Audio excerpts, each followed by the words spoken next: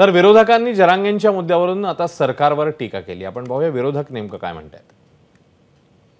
कर्नाटकाच्या इलेक्शन मध्ये जातीवाद आणि धर्मवाद बीजेपीकडनं खूप मोठ्या प्रमाणात केला होता आणि भाजपची विचारसरणी आपण बघितली नाही तर प्रतिगामी विचार जर बघितला तर त्यांना धर्मवाद आणि जातीवाद मध्ये जास्त रस आहे।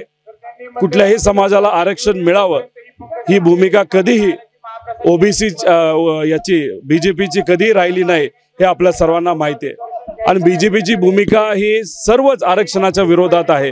मग अशा परिस्थितीमध्ये मला एवढंच सांगायचं आहे की भाजप काय करते तो ओबीसी विरुद्ध मराठा करते, तसंच धर्मामध्ये वाद निर्माण करते आणि कुठेतरी महाराष्ट्राचं एक स्वाभिमानी विचारसरणी जी आहे ती कलुषित करण्याचा प्रयत्न हा बीजेपीकडनं केला जातो।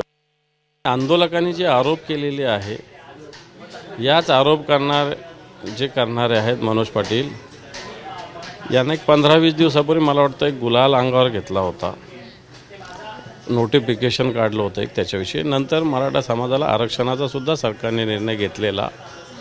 अशा सगळ्या भूमिका सरकारने घेतलेल्या असतानाही मनोज जरांगे का अशा पद्धतीनं सरकारवर चिडतायत याची दखल तर सरकारला घ्यावी लागेल आणि त्यांच्या आरोपाची चौकशी सरकारने केली पाहिजे, कारण त्यांची फसवणूक झाली। आम्ही तर पहिल्याच दिवशी सांगितलं होतं की त्यांची फसवणूक झालेली आहे आणि आरक्षणाच्या बाबतीत सुद्धा मराठा समाजाची फसवणूक सरकारने केलेलीच आहे।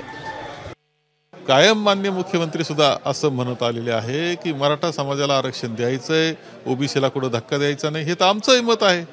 त्या पद्धतीनं त्यांनी समाधान जर केलं होतं तर आता अडचण कुठे, का ते रागवले एवढे, का चिडलेत सगळे, याचा विचार करावा सरकारनं करावा आणि मार्ग काढावा। मराठा समाजाची फूट पाडली जाते आहे ही वस्तुस्थिती आहे, अनेक डावपेच खेळले जात आहेत ही वस्तुस्थिती आहे। शेवटी जरांगे पाटील हे एक निरपेक्ष असं व्यक्तिमत्व आहे, ते काही राजकीय व्यक्तिमत्व नाही आणि निरपेक्ष भावनेनं ते काम करतायत म्हणून मराठा समाज त्यांच्या पाठीशी मोठ्या संख्येनं उभं राहायला ही वस्तुस्थिती आहे। तर त्यांचं समाधान त्या प्रश्नांच्या बाबतीत करून देण्याची जबाबदारी सरकारची आहे, म्हणजे सगळं वातावरण चांगलं होईल।